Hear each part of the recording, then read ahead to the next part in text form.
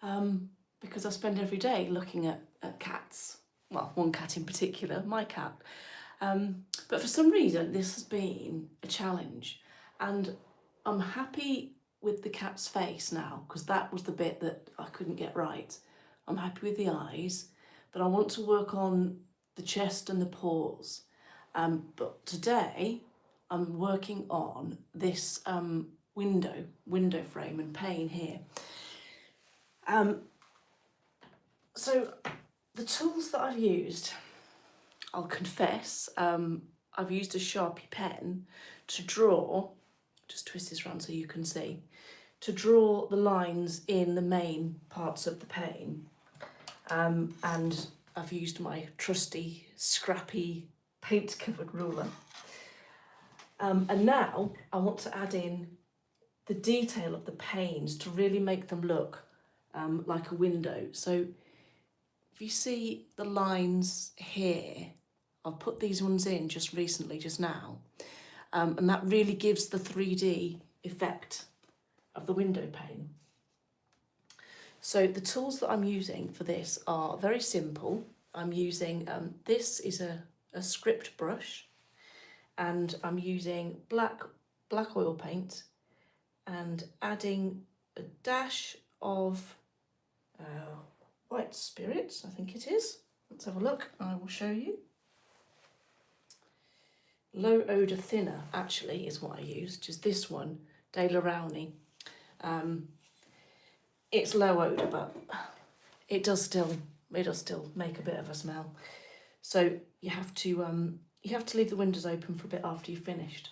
So I'm getting some on my script brush here and making the shape until the shape of the brush is thin. I don't know if you can see that. If I angle it that way, see how thin that is compared to that. So this shape allows me to make marks using this technique here. So I'm just looking for where the window pane, where it starts and finishes. And I have some very rough guidelines. And just adding in the edges of the window. Now it doesn't matter, I don't think it matters too much, if the lines aren't like completely ruler straight. I think the window panes ones had to be, which is why I did use a ruler. But it's meant to be an old window. It's meant to be like a castle window. So I think that if it does look a bit crooked, that's part of the character of the painting.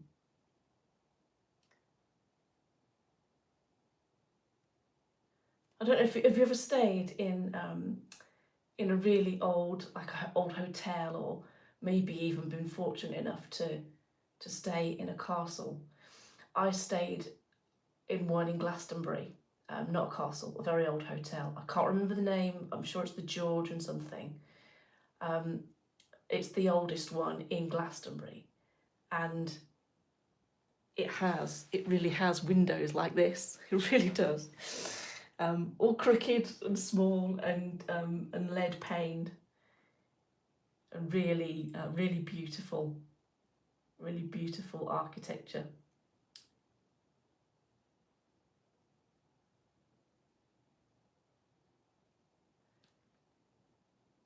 So you can see it really starts to pull out the detail.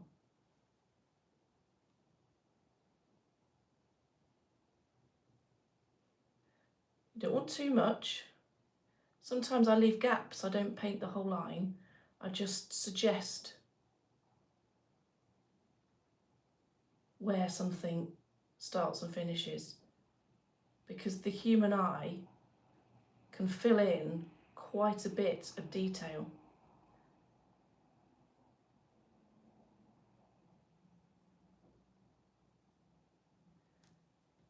I'm going to pull this in to where the cat's fur starts there, because I want to change this bit slightly and make this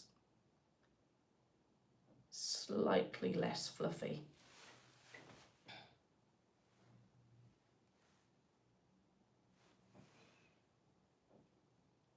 So I've done this window, and this window. And I'll just move across to these ones.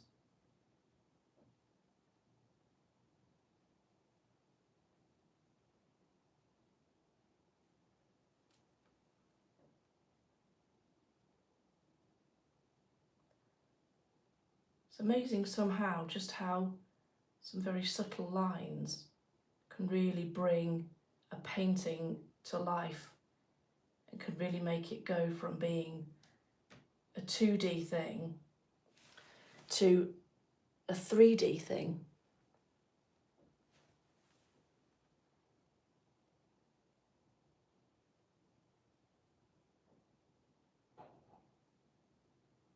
So this hotel that I stayed in was apparently, Henry VIII has apparently stayed there. I'm sure loads of hotels say that.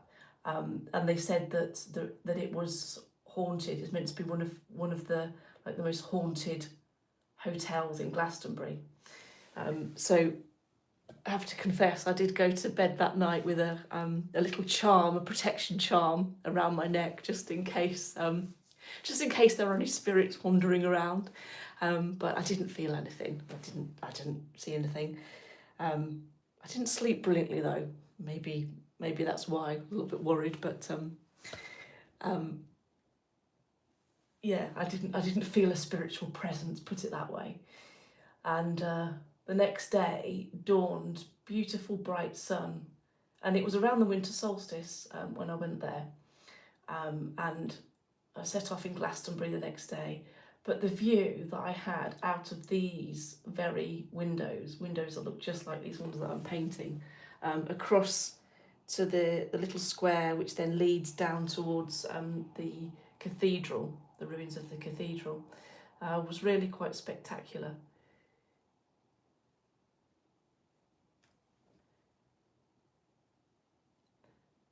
So I'm just adding just a few more lines of window detail.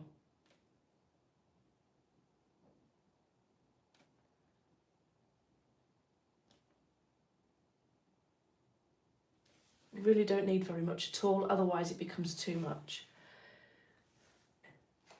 Now, the next trick is to use this blending brush. So the bristles on this are quite soft and fluffy, and I'm just going to use it to take off where I've got a hard line and I don't want a hard line. So just sort of softening off certain parts.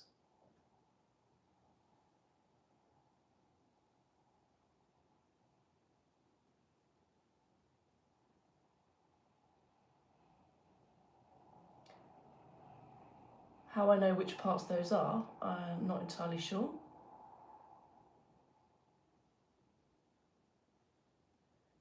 I suppose it just comes with many years of painting.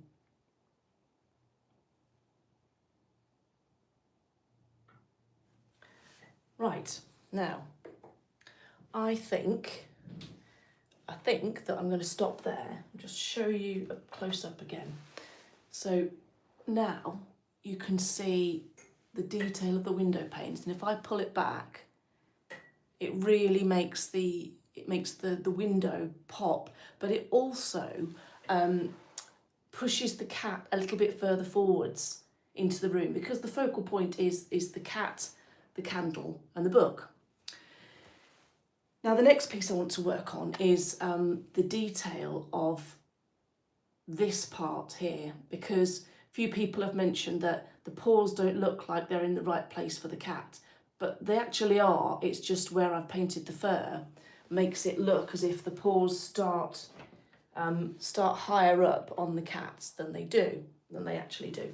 So here, the cat's sort of shoulders will come forwards like this and then go back. The elbows are tucked back down there, and then this part is just the front part of the paws. But it's too flat at the minute. So to rectify that, I'm going to use some black oil paint, just pure black, and I'm going to set back this part here. So this will be dark.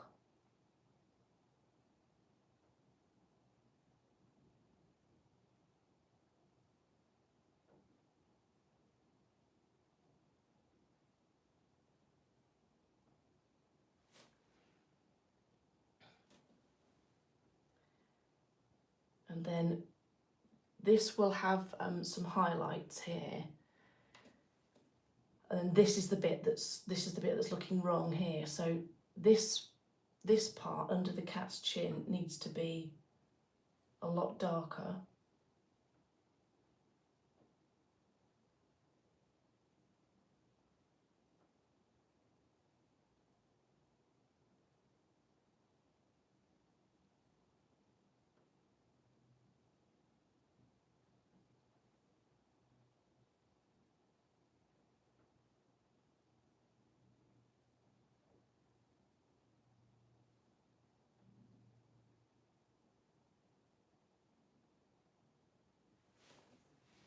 That pushes the neck back slightly. And then this bit here needs to be a lot darker.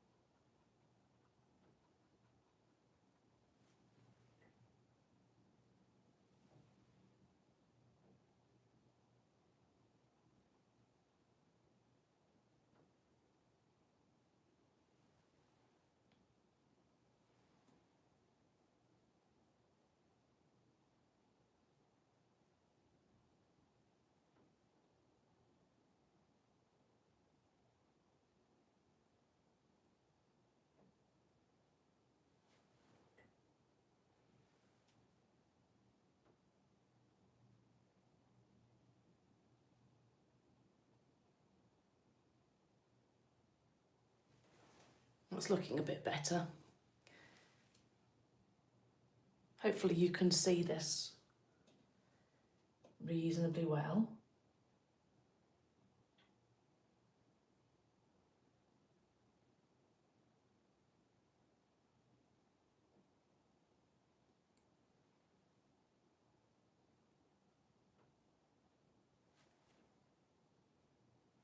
Just add a bit more linseed oil just to make the oil paint flow a bit better.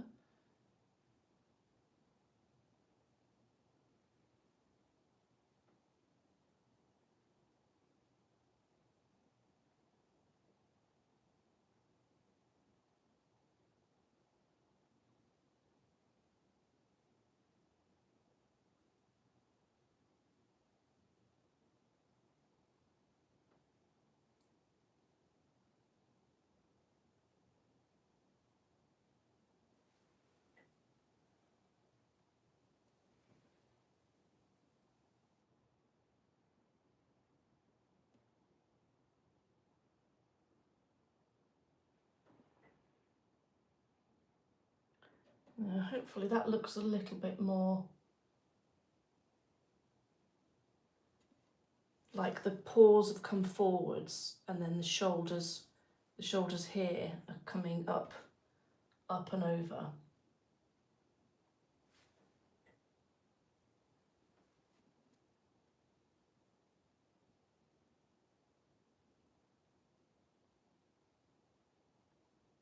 Then put put some extra darkness down there to really, really push that part of the cat back.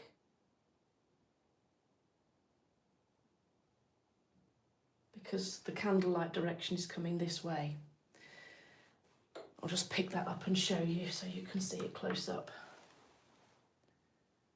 So can you see the difference now? It makes the shoulders come forwards, leaning over the front paws.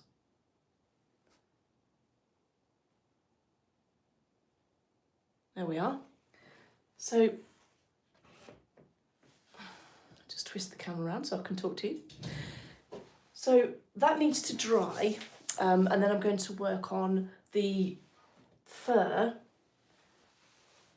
here. This part here needs a bit of highlighting work doing to it. So it's starting to come together, and I think a few more brush strokes, and then that will be done. That will be ready. Thanks for everyone that's been watching. This has been quite a short one because I've just got a small slot of time in the studio. Oh, thanks for all the love, everyone. I really appreciate that. Hi, Isla, just seen your comments. Thanks, Lydia. Thank you very much. It's not finished yet. I've got one more bit to do on it, and then I shall post the final piece. So, those of you that have watched me paint this little bit, please do drop some comments and let me know what you think's good and interesting, so I can make sure I show you the interesting bits. Quite new to all of this live stuff, so I want to be able to give you videos that you're going to enjoy watching. So if you're an artist and you're learning how to paint, then let me know what sorts of things you'd like to see. Cats being a speciality, of course. And if you're interested in buying a piece of artwork, just drop me a comment below, because all my pieces are for sale. And I have original oil work and also sculptures, and I do make some prints as well. And now I'm busy, this is a good bit of news for you, I'm busy building these pieces of artwork, because they are going to become oracle cards for my oracle card deck that I'm developing. I'm very excited about this. I've got some other work in progress pieces. So this is going to be another one, Glastonbury tour. This is going to be another oracle card. So I've got a lot of work to do to build the whole deck out, and I want to launch it this year. So if you like oracle cards, let me know what deck you've got, which is your favourite deck, and drop the comments below. Mine is the Witch's Wisdom Tarot, and the artwork is by Danielle Barlow. She's one of my favourite artists, and the words and the artwork are beautiful, and the box is amazing. It's just a gorgeous deck. So if you're interested in that, let me know which is your favourite deck, and I'll go and have a look, because I'm looking for like design, inspiration, ideas. So that's another piece that I'm currently in the middle of working on. And yeah, so it's going to be a busy year. Thanks very much for watching. I'm going to dip off now and just finish these little bits whilst the paint is still wet. And I will show you the finished piece. I'll do a post, put it on YouTube so you can see the finished painting once I've done it. So thanks very much for watching, and bye for now. Bye bye.